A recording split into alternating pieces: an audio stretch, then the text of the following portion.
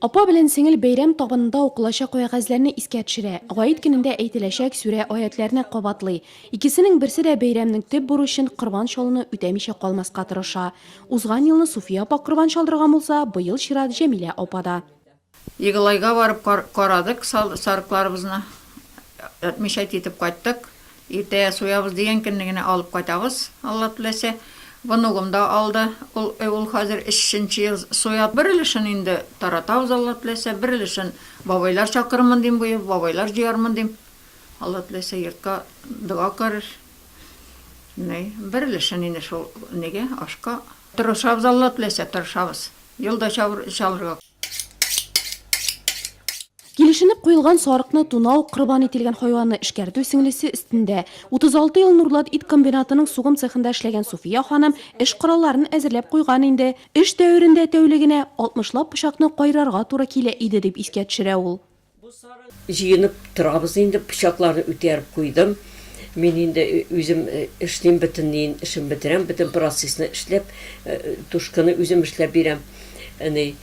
Баба инде суя. Суйганнан соң инде аннарсын үзеңнең теләкләреңне әйтеп торасың инде бабай суйганда, аның догасы бар, догасын укыйбыз инде. Аннары 2 рәкать намаз укырга. Шушы корбаныбызны Аллаһ Тәгалә кабул итсен дип инде. Корбан ителгән хайванның итеннән аш пешереп, туганнарны, мохтаҗларны җыеп авыз иттерү, мәҗлесләр үткәрү тагы бер күркәм гадәт. Җәмилә апа бәлешкә дип итендә турап куйган, сеңлесенең кыш телләре әзер тора. Сыйланабыз biz ул көнне. Ул суйган көнне. Монда бәлешләр салабыз инде. Кем нәрсә пешереп киләбез. Монда җыелып инде бер бәйрәм ясыйбыз. Эшләр биткәч инде рәхәтләнеп чәй эчәбез инде аннардан. Менә шундый җили ясадым әле бу инде бик алмадан җили бу шундый. Менә бик тәмле килеп чыга инде ул. Бу да инде бәйрәм истәленә әзерләдем. Корбан гаете хаҗ тамамлануын билгеләгән ислам бәйрәме. Ураза бәйрәме тәмамлангач 70 көн узуга Зилхиҗҗә аеның 10нчы көнендә билгеләнә. Мөселманнарның иң зур бәйрәме булып санала. Бер-береңә ярдәм итү, туганлык җепләрен ныгыту, мәрхәмәтле һәм игелекле эшләр башкару бәйрәм асылында ята.